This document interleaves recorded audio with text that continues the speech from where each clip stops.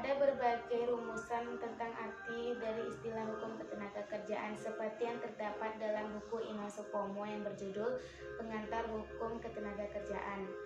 Di dalam bukunya, Imam Supomo sendiri berpendapat bahwa hukum ketenagakerjaan adalah himpunan peraturan baik tertulis maupun tidak tertulis yang berkenan dengan kejadian di mana seorang pekerja dengan orang lain dengan menerima upah.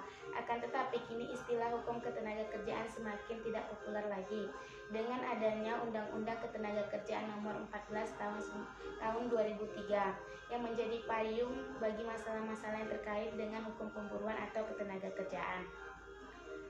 Di berbagai perguruan tinggi di Indonesia, mata kuliah hukum pemburuan juga telah banyak diganti dengan istilah lain seperti hukum ketenagakerjaan dan hukum hubungan industrial.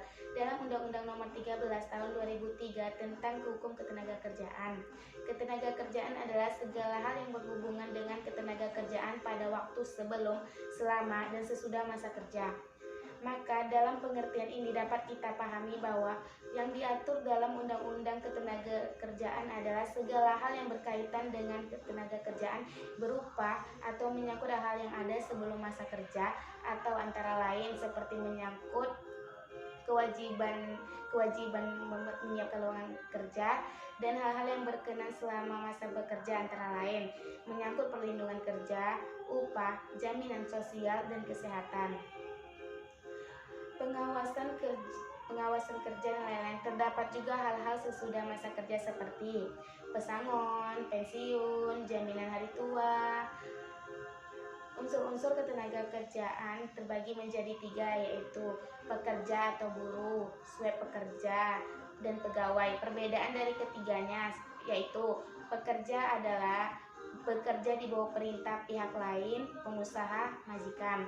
Resikonya ditanggung oleh pemerintah atau pengusaha. Menerima upah atau gaji diatur dalam undang-undang dan peraturan ketenagakerjaan. Swep pekerja tidak di bawah perintah pimpinan atau pihak lainnya. Resiko ditanggung oleh diri sendiri.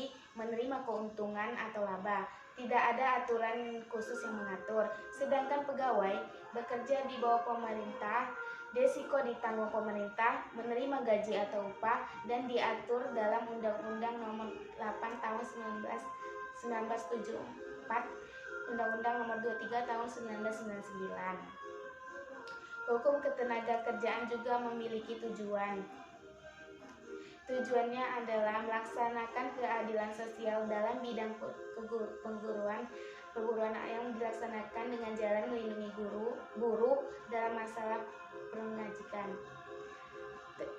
Permasalahan terbagi menjadi 2, yaitu mengatur dan memaksa. Hukum pemburuan awalnya merupakan bagian dari hukum perdata.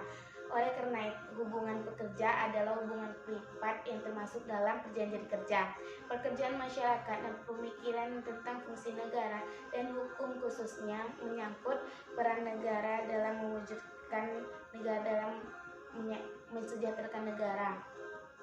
Wujud campur tangan negara dalam upaya kesejahteraan masyarakat antara lain dengan membuat aturan-aturan untuk masalah ketenagakerjaan di mana hukum ketenagakerjaan merupakan hubungan atau peristiwa privat atau pribadi, dan terdapat juga asas-asas, yaitu segala hal yang terdapat dalam hukum adalah segala aturan yang mempunyai hal sebagai memaksa, yang aturannya jika dilanggar akan mendapatkan masalah. Jadi, sumber hukum pemburuan yang dimaksud di sini adalah tempat di